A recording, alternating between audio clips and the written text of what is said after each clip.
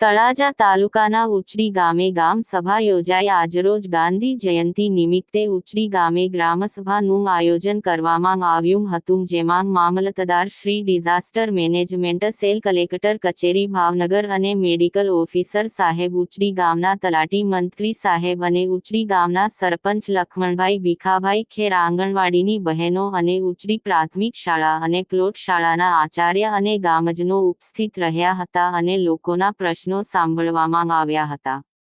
અને ગામજનોએ પ્લોટ શાળા, તળાવની ફરતે સફાઈ, ગટર લાઈન, રસ્તા, ગામના અનેક પ્રશ્નોની પણ રજૂઆત કરવામાં આવી છે। ઉચડી તળાજા આજરોજ ગાંધી જયંતિ નિમિત્તે ઉચડી ગ્રામ પંચાયત ખાતે ખાસ વિશિષ્ટ ગ્રામ સભાનું આયોજન કરવામાં આવેલ। એમાં